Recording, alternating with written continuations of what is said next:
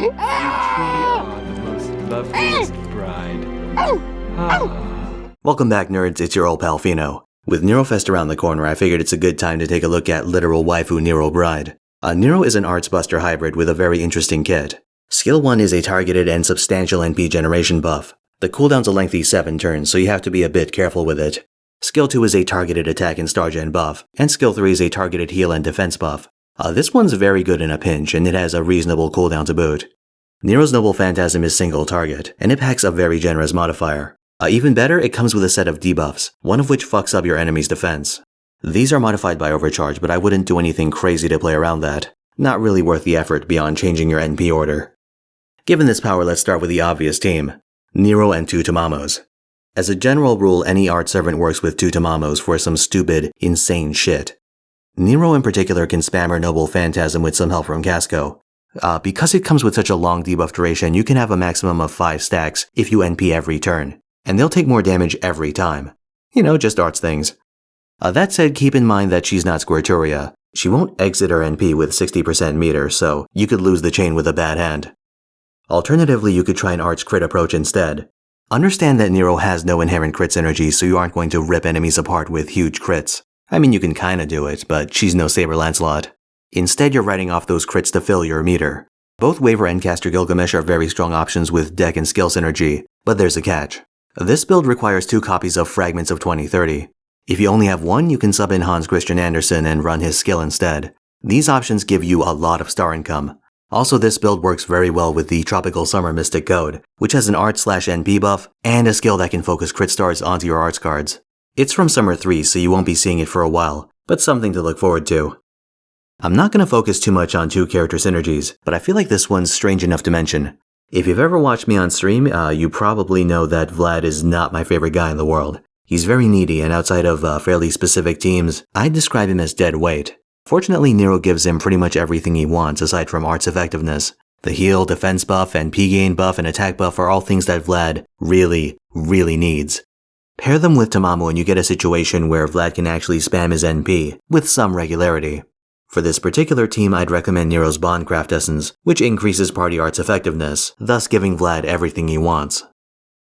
And finally, let's take a look at this monstrosity. In short encounters, you won't have time to set up and fire 5 NPs in a row. For these situations, you can go with a quick fix. You have Nero, a Taunter, and some attacking debuffer in slot 3. For slot 2, the most promising option is Chevalier Daeon. Their Noble Phantasm applies an attack and defense debuff to all enemies. She has a multi-turn taunt and she operates against Lancer mobs, which is the main situation where you'd be running Nero as your primary damage dealer.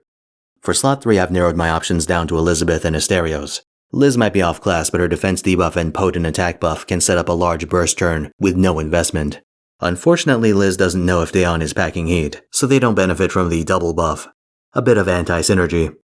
Our alternative is Asterios, and while you might want to use stars for the sky on him, I gotta warn you that brawling with Asterios is a very efficient way of getting a dead Asterios.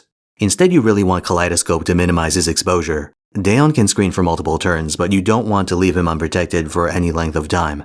The goal is to reach the boss wave and drop Chaos Labyrinth to cripple them. If you can combo that with Fleur de Lis or Fox Calestis, all the better. Your target's gonna be so fucked up, it'll be like they already took a few Nero NPs. Mind you, this team doesn't have a great follow-up once your debuffs expire, so while you get a lot more power straight away, your damage is gonna fall off instead of amping over time. This isn't a comprehensive list of Nero teams. Obviously, a character like her works in a ton of compositions, and she pairs with pretty much any servant in the game. You just need to pick an appropriate third, and you'll get okay results. For craft essences, I'd go with Formal Craft, Kaleid Sapphire, Halloween Princess, and Magical Girl of Sapphire depending on the team. Sumo works too. Sumo always works. For the most part, you'll want to plan around your arts cards and Noble Phantasm. Side note, Nero has a meme alignment, Chaotic Bride. This actually has some gameplay implications because there's a boss battle in Babylonia that punishes you based on your character's alignment. Nero Bride is one of 4 current servants that deal full damage, so make sure you get her up to speed.